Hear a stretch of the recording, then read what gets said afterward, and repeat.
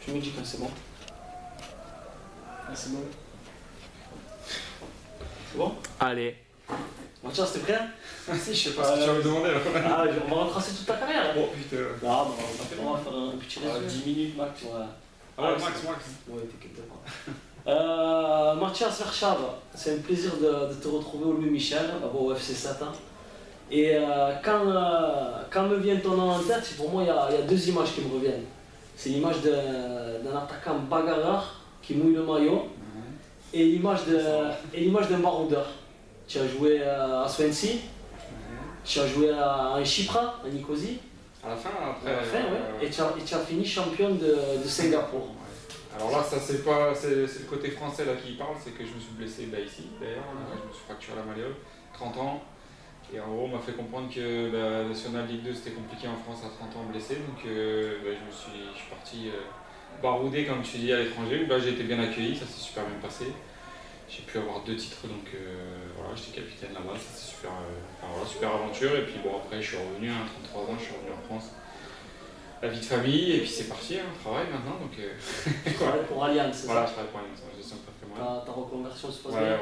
Ouais, très bien. Moi j'avais mes diplômes là-dedans, j'avais fait un bac plus 5 là-dedans de 16, donc j'ai enchaîné, même si c'est pas toujours aussi facile que quand on était joueur. On s'en rendait pas compte à l'époque, mais. Voilà, donc moi très bon souvenir à 7, ça fait plaisir, ça faisait un moment que je n'étais pas revenu. Même si j'ai eu pas mal de blessures, donc c'était des saisons un peu difficiles sur 7, mais bon, après c'est la vie du footballeur on va dire.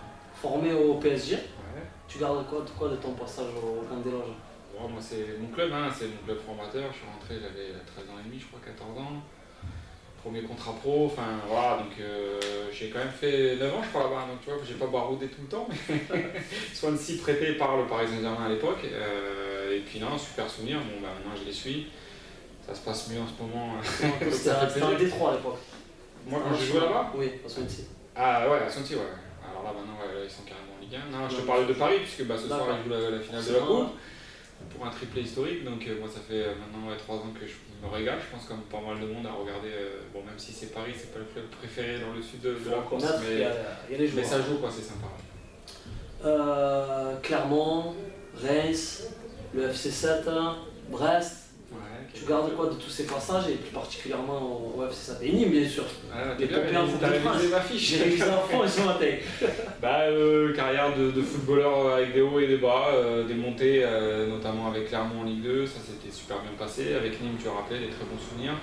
Et puis des périodes plus dures comme ici à 7 où on doit monter. Pour moi, on doit monter les 2 années où on a l'effectif en tout cas pour monter. Et puis quand je vois les noms qui étaient ici, qui sont tous, les 3-4 joueurs qui sont en Ligue 1, à droite à gauche, les Bélopo, les Stéphane, les Tino Presta et tout ça. Bon, des regrets évidemment, mais bon après j'ai évité les blessures jusqu'à 30 ans, donc ça s'était pas trop mal passé jusque là. Et puis moi je suis tombé dedans par hasard parce que je devais pas du tout être joueur de foot, donc moi ça a été que du bonheur cette carrière. Donc je peux pas te dire, je veux pas de négatif, très peu négatif. Pourquoi tu devais pas être joueur de foot? Parce que comme je te disais, je faisais mes études à côté, j'étais à Paris, j'ai jamais été au centre en fait, à Paris j'étais en équipe National 2, National 3 à l'époque. J'avais un petit défraiement pour mon essence, mais j'avais pas de contrat stagiaire, pro, espoir, tout ça, j'ai jamais eu d'aspirant, tout ça. Moi je faisais mon petit truc. Et puis ça s'est fait quand CFA à l'époque, avec Comboré, c'était. C'est lui qui t'a lancé. J'ai mis 22 buts je crois, donc là après c'était parti, mais je suis tombé dedans par hasard, j'aimais ça, c'était plus une passion, un loisir, ça me payait mes études, voilà. Et puis après tu profites de ton loisir et tu vis de ça, c'est que du bonheur quoi. De ta période sétoise, quel est le joueur qui t'a le plus impressionné?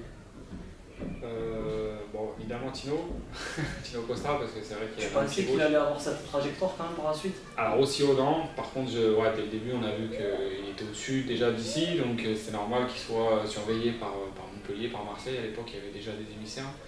Donc ça ne m'étonne pas, après qu'il soit allé aussi haut, je l'ai suivi un petit peu, je l'avais revu sur Montpellier, maintenant c'est vrai que je crois qu'il est en Italie maintenant. Il est au Genoa. Ouais voilà c'est ça, Valence, moi j'ai suivi, non je pensais pas qu'il irait aussi haut non plus, mais des grosses, il était jeune à l'époque, je crois qu'il avait 20-21 ans, et il était déjà au-dessus au niveau national, donc oui, ça se voyait qu'il avait quelque chose, et bon c'est dommage qu'on n'ait pas pu faire une aventure plus longue, peut-être que si on était monté, il serait peut-être resté une année de plus, bon, c'est la vie. Si on devait garder un seul mot du Mathias Verschave joueur, tu aimerais qu'on garde quoi de toi? bagarreur. Ça te convient bien. Ouais. Buteur, je préférais, mais je l'ai pas été dans tous les clubs, notamment ici où j'aurais aimé marquer un peu plus de buts. Mais ouais, c'est vrai que c'est le gars qui lâche rien, quoi. Je suis c'est mon état d'esprit. Dans la vie aussi, donc c'est comme ça, les gens qui me connaissent savent que quand je commence un truc, je le lâche pas. Donc ça résume bien, je pense, ma motivation sur le terrain et dans ma carrière. Et le joueur qui t'a le plus marqué dans toute ta carrière?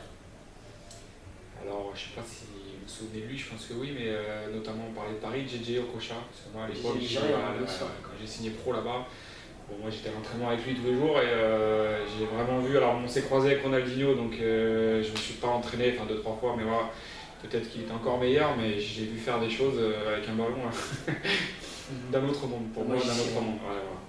Donc ça au-dessus. Okay. Mathias, merci beaucoup pour cet entretien, ça a été un plaisir. Ça fait plaisir. Et content de te retrouver au Moi de même. Merci à toi Mathias. À bientôt. À bientôt.